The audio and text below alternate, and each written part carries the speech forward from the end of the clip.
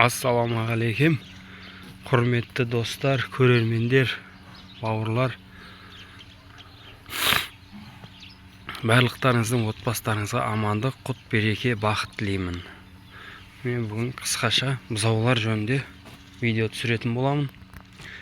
Қазір мына үлкен бұзауларға беріп жатқан, үлкен болғанда олар сол 3,5-4 айлық бұзаулар. Оны беріп жатқан мына ұнталған арпа, бидай, кебек, сосын мынау жымық, сосын шрот. Шротты азғантай мөлшерде қосам, сосын бор қосам. Витамин. Уже оларға витаминді бермеймін. Витамин уже ал әнеки. Бұлар уже сүт ішпейді. Сүттен шығарып бастадық. Сүт біріншінде сүтті 2,5 ай ішті. 2 мезгілден 2,5 ай ішті. Сонан соң бір 20 күн бір мезгіл беріп жүрдік. Текке таң ертең. Ал енді қазір мүлден сүтті тоқтаттық. Осы жерде тұр шөп. Үнемі алдында шөп өстіп күні-түні күйсеп тұрады. Суы солай. Енді үлкейгесін осындай мұздай суға беріп жатырмыз. Бірақ бірінші басында жылы су бердік.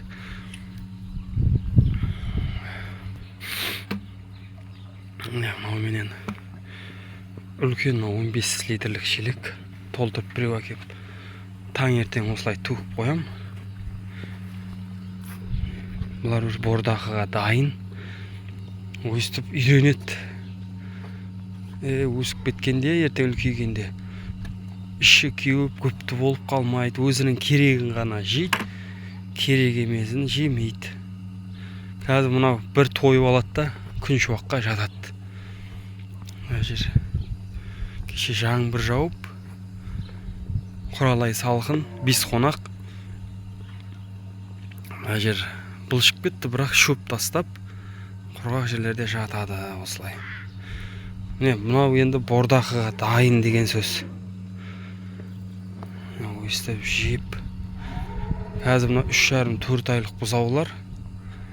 Жағдайлары жақсы. Семіз бойлары өсіп жатыр. Қазір осындай шөбі үнемі алдында, суы алдында. Бірақ бұлар уже 3 айдан асқасын біздер осылай істедік. 90-100 күндігінен осылай қойдық. Оған дейін бұларға жақсы күтім болды. Қазір іштегі бұзауларды да көрсетем. Осылар енді қазір шамалдан кейін майдың 1-нен бастап сиырлармен бірге далаға өріске жіберетін боламыз. Біреуден қосып үйретеміз. Біреуін жібереміз 2 күн, сосын қасына және біреуін қосамыз 2 күн. Өстіп бірте қосып үйрететін боламыз. Көк шөп жеп келеді, кегесін осындай жемін жейді. Өзі бұлар онан да жақсы өсуге тиіс. Ал кеттік іштегі бұзаулар. Олардың жемін дәл осы жем, бірақ жымықты аз қосам, витаминді көбірек қосам. Витамин жейді олар. Витаминді жейді.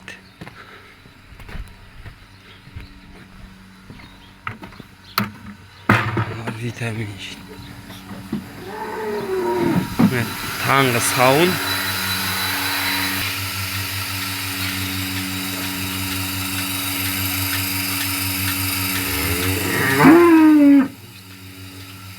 Сауын осылай жүреді, білесіздер. Бұзаулардың жағдайы міне. 1 ай 1,5 айлық болды уже. Бұлардың да алдында міне жем, бұларға жаңа сүт бердік, құрғақ сүт беріп жатырмыз. жемдер үнемі жейді. Тұздары бар алдында. Қазір бұларды да шығарып жібереміз. Мінекей мыналар. Мыналарда уже 2,5 айлық бұзаулар. Бұлардың да осы жерде міне алдында жемі үнемі. Бұларда витамин көбірек. Бұларда витамин бар. Жаңа жымиқы азырақ қосылады.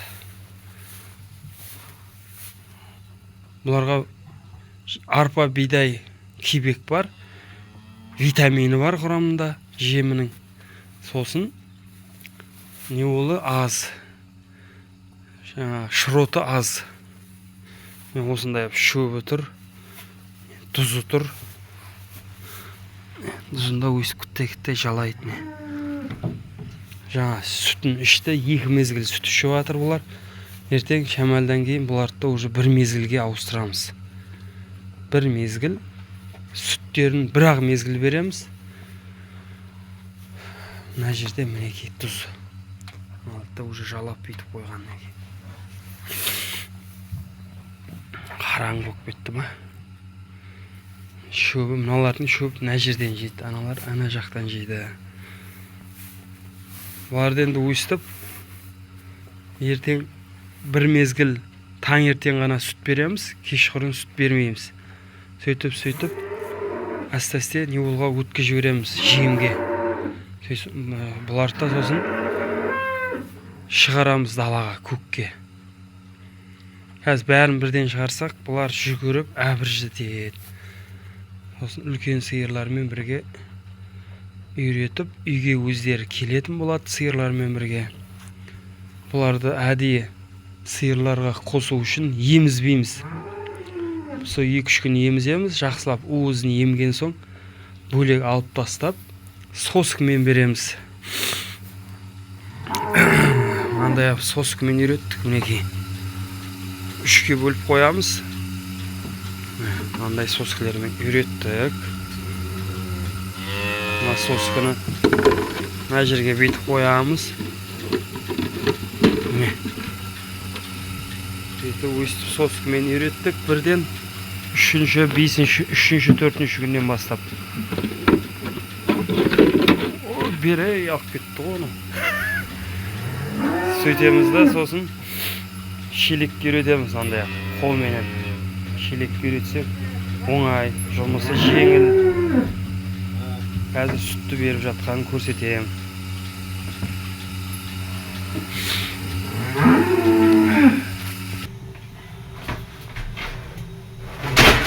Сүтті ал келдім. 10 литр. Сөйттінде осы сүтті қыздырып, томыртқалап алып барамын. Сөйтіп, жаңағы бұзауларға берем. Түнімен осылай ірімшік қайнады. Ірімшік енді дайын. Қайнатылған вареный сыр, қайнатылған ірімшік. Қазір сиырлар сауылып жатыр, барлығы сиыр сауып жатып, соның ортасында істелетін жұмыс барлығы. Мынаны толтырып апарамда томыртқалаймын, ар жақтан мұздайлау сүтке араластырып, сөйтіп араластырып береміз.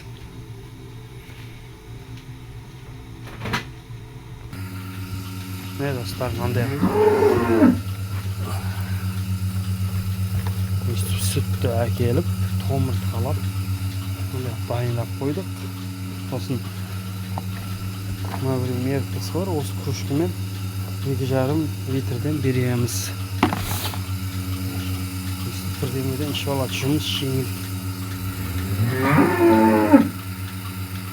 Сосын белгілеп қойғанбыз, мынандай желкесінен краскіленгендер, олар бөлек тұрады. Мыналарда краски жоқ. Аналарды арқасынан краскілегенбіз. Мыналарды арқасынан краскілегенбіз, былайына. Краски өшіп жатыр, қазір жақ. Бұл кезде біздерге ажырату үшін оңай болады.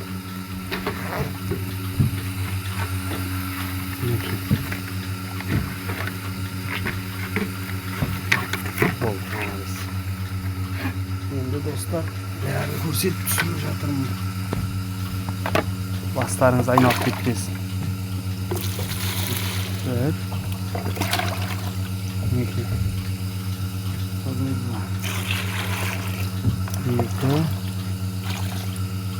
2 6 2 5 Некий осылай.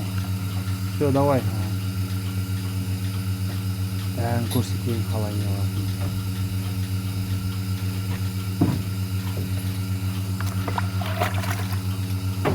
Мынақты 2,5 литр қалды. Бәрін бет ұстаймыз.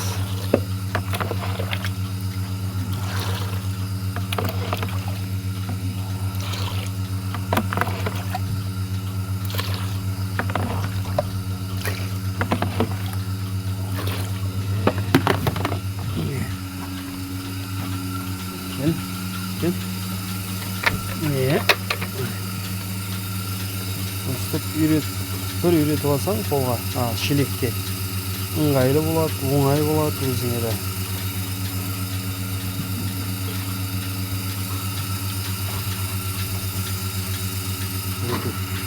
Достар, осымен бұзаулар өсіп жатыр. Енді міне мынаны не істейміз?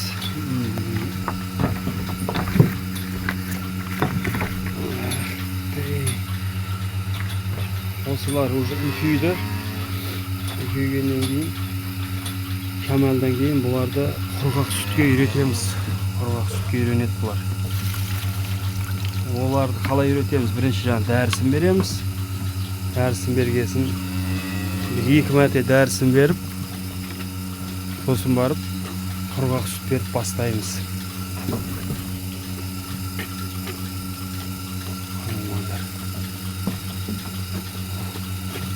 Хош достар, сау болыңыздар, аман болыңыздар. Бұзаулар өсіп жатыр. Күнде осы тіршілік қайталана береді.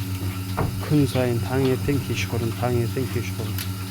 Қазыналардың барлығын далаға шығарып тастаймыз. Күн суықта, күн жағына жүреді. Кешке бұзаулар, сиырлар келер алдын ғана кіргіземіз.